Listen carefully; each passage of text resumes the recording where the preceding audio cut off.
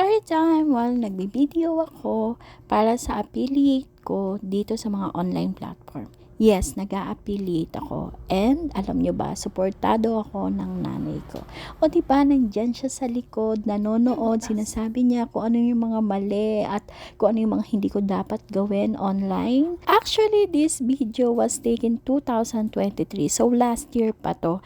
Pero yung mga binubudol ko sa inyo, ang gaganda pa rin niya until now. So, kapag gusto nyo, tanong lang kayo dyan sa comment section. Ipapakita ko sa inyo yung link. So, ayan, nakikita nyo si nanay. Lahat ng ginagawa ko, tinitingnan niya talaga. So, sasabihin niya sa akin, naka-video ka na. So, sa tawa na lang yan. Tapos, eto pa yung pants na binomodel ko. Actually, siya lang din ang gumamit nito. Isa lang yung binili kasi muna namin dito.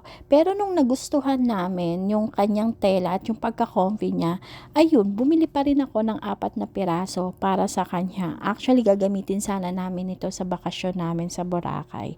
Pero, yun nga, eto ay sa ibang parte naman. O, diba? Talagang pinapakita ko sa inyo. Eto ay gala ng pamilya namin kasama ang new member si Toneng.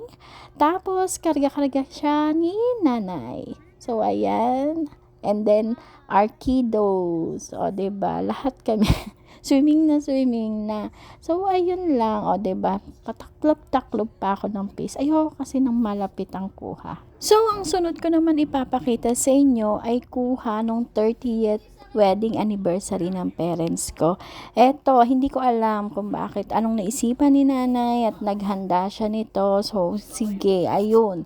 So, nagluto kami dito, tapos umorder ng ibang pagkain para ipakain sa mga bisita. Pero ito, during that time, nagpipicture-picture na lang kami nito. Wala na kasi mga bisita. As in, quick lunch lang. Dahil nga, meron pa kaming pupuntahan later. So, ito, bumili yung kapatid ko ng cake. Mahal daw tong cake na to, Mary Grace, the one tatak. O Mary Grace yun.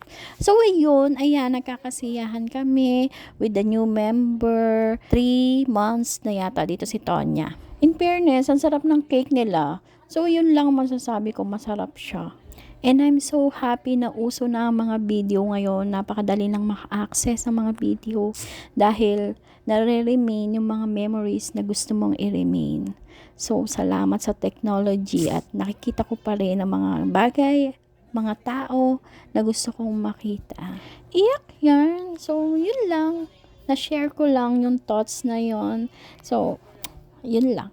Wala na akong masabi. Enjoy the rest of the video. Kasi patapos na rin yan. So, bye!